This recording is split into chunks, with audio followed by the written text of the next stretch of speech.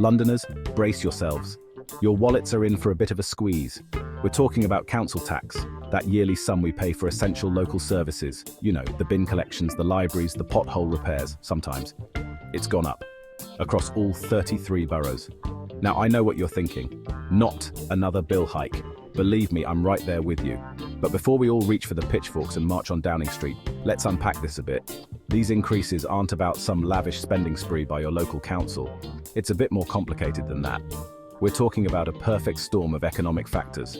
From inflation making everything pricier to central government funding cuts putting the squeeze on local services. Understanding the why is important. It's about knowing where your hard-earned money is going. So stick with me as we delve into the nitty-gritty of London's council tax hike, borough by borough.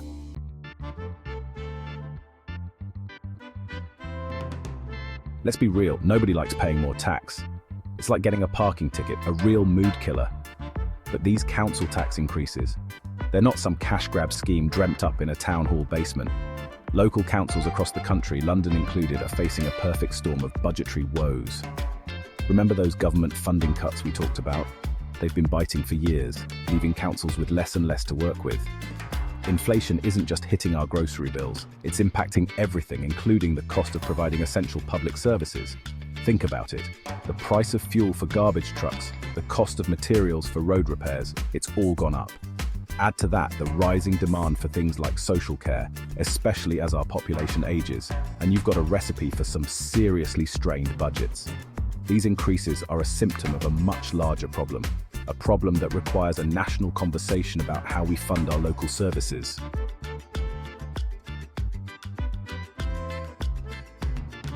Right, let's talk inflation. That word that's been haunting us for the past year, it's not just the price of milk, it's hit everything, including the cost of running local services. Imagine running your household budget when everything's up. Energy bills are through the roof, your weekly shop costs a fortune. Now swap your budget for the councils. We're talking millions in extra costs. Fuel for bin lorries, up. Materials for fixing potholes, up. Salaries for library staff, up. Inflation impacts borrowing costs. Councils need loans for big projects. Rising interest rates strain council finances.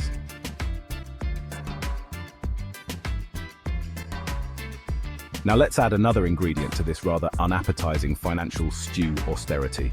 Remember that? Those years of government spending cuts that felt like a never-ending game of Jenga with our public services. Well, the legacy of those cuts is still being felt today, particularly in local government. For over a decade, councils have been forced to make do with less.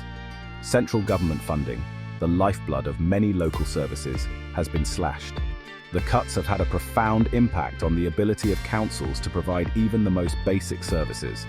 Libraries have closed, youth centres have shut their doors, and social care services have been stretched to breaking point. And all of this was happening before the current cost of living crisis hit.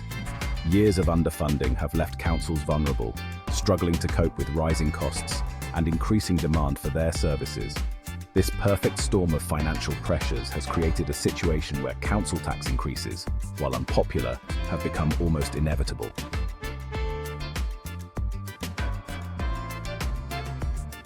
And then there's the elephant in the room when it comes to councils spending social care. It's the service we all hope we won't need but are incredibly grateful for when we do. And it's a service that's facing an unprecedented crisis. Here's the thing, we're living longer, which is fantastic. But it also means there are more people who need support in later life. And as demand for social care rises, so too does the cost. This is putting an immense strain on councils, who are legally obligated to provide these vital services. Now you might be thinking, but we pay national insurance for things like that. And you'd be right. But the current system is incredibly complex and frankly, not fit for purpose. National insurance contributions don't cover the full cost of social care, leaving councils to pick up the tab. Add to that the fact that social care workers are often undervalued and underpaid, leading to staff shortages and further pressure on the system. It's a perfect storm, and councils are left trying to square the circle, balancing the needs of vulnerable residents with ever-shrinking budgets.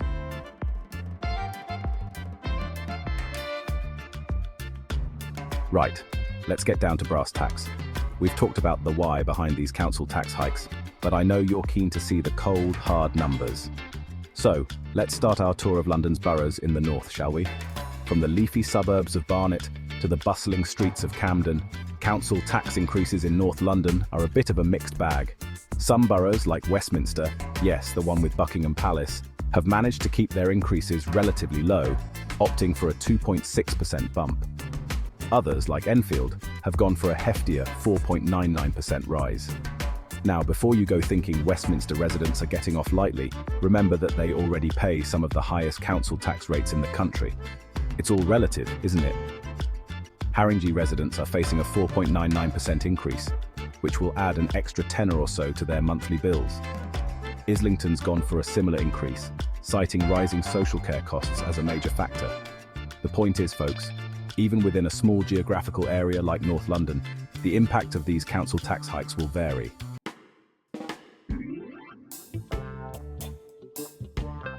Now let's hop across the river to South London, a land of sprawling parks, bustling markets, and you guessed it, more council tax increases. From the trendy streets of Southwark to the leafy suburbs of Sutton, no borough has escaped the need to raise revenue. Wandsworth, known for its relatively low council tax rates, has surprised some by implementing a 4.99% hike, the maximum allowed without a referendum. Lambeth has followed suit, citing the need to protect vital services in the face of rising costs. Further out, in the boroughs of Bromley and Sutton, residents are facing slightly lower increases, but the impact is still being felt. The key takeaway here is that these council tax hikes are not confined to one particular area or demographic. They are a London-wide issue, affecting every corner of the capital.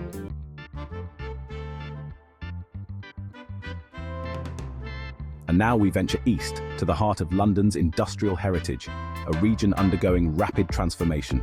From the Olympic Park in Newham to the bustling markets of Barking and Dagenham, council tax bills are on the rise. Tower Hamlets, home to Canary Wharf and some of the most deprived areas in London, has implemented a 4.99% increase, a move that has sparked debate about the impact on low-income families. Newham has followed suit, citing the need to invest in social housing and youth services. Further east in Havering, Redbridge and Barking and Dagenham, residents are facing similar increases. These boroughs, often overlooked in discussions about London's housing crisis and economic disparities, are feeling the pinch just as acutely as their more central counterparts. The message is clear. These council tax hikes are not just a problem for the wealthy or the poorest in our society. They are a symptom of a system under strain.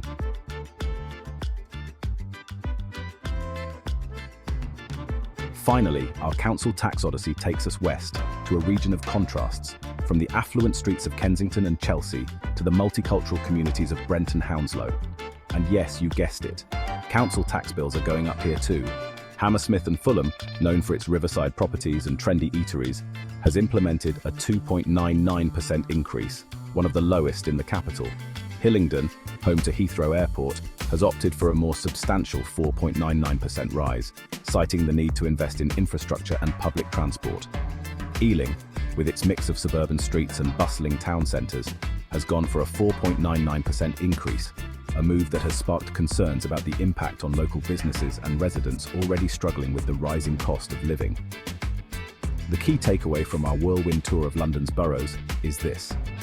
These council tax hikes are not a localised issue. They're a symptom of a national crisis in local government funding.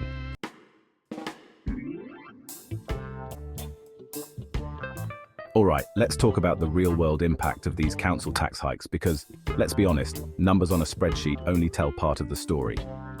We're talking about people here, Londoners from all walks of life who are already feeling the squeeze.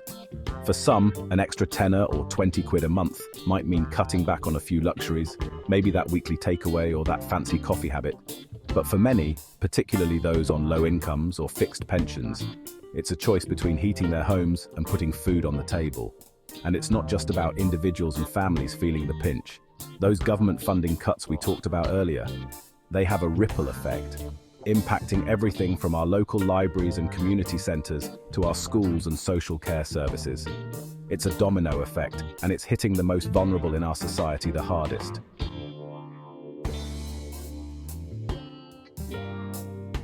Now I know what some of you are thinking. London's an expensive city, hasn't it always been this way? And you wouldn't be wrong. But the thing is, wages haven't kept pace with the rising cost of living, particularly in the capital. For many Londoners, something has to give. We're talking about nurses, teachers, firefighters, the backbone of our city, being priced out of the very communities they serve.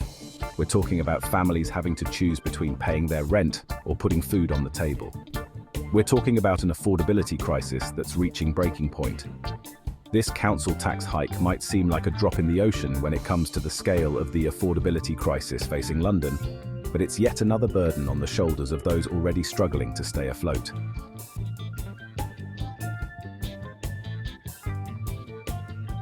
Here's the thing about London.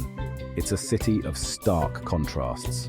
On the one hand, you've got the glitz and glamour, the Michelin-starred restaurants, the luxury apartments that cost more than most people will earn in a lifetime.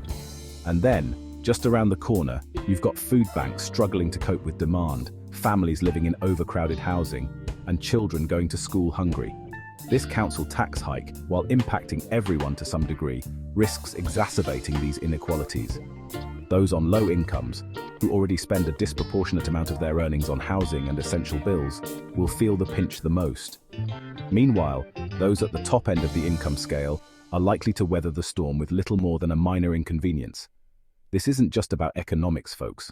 This is about social justice. It's about creating a London where everyone has the opportunity to thrive, regardless of their background or...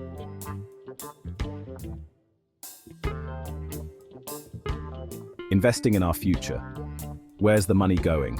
These council tax increases, however unwelcome, fund essential services that make London, well, London. Keeping our streets clean and safe, our parks well maintained, our libraries stocked with books, and our vulnerable residents cared for. It's about investing in our communities, in our future. With funding cuts and rising costs, it's easy to be cynical. Demand transparency and hold those in power accountable. Local councils make tough choices to protect essential services.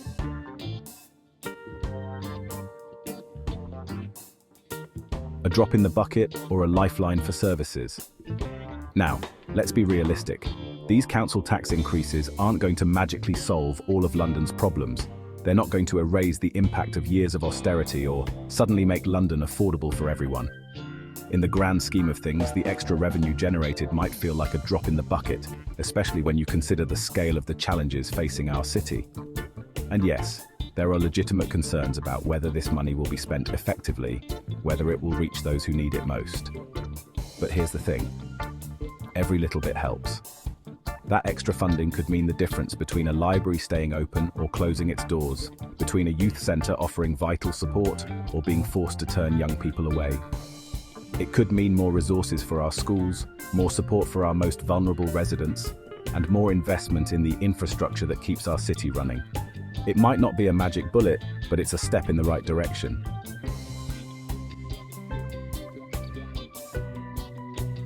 The true cost of living in the capital.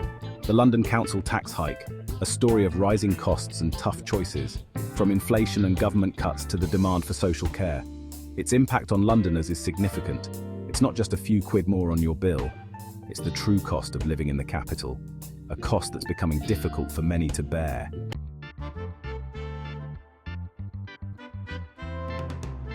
Section 2, Demanding Better, a call to action for Londoners. So, what can we do? Well, the first step is to stay informed, to understand the issues at play and how they affect us, both individually and as a community. Then, we need to make our voices heard. Talk to your neighbours, write to your MP, hold your local councillors accountable. Demand transparency in how council funds are being spent. Ask the tough questions about whether this council tax increase is truly the best solution, or whether there are alternative ways to address the funding crisis facing our city. Remember, this isn't about complaining for the sake of it, it's about being active citizens, about shaping the future of our city. London is a city of resilience, of creativity, of people from all walks of life coming together to make something extraordinary. We've faced challenges before, and we've come out stronger, but we can't be complacent. We can't accept the status quo, the ever-widening gap between rich and poor, the erosion of our public services. We owe it to ourselves, to our children, and to the legacy of this great city to demand better.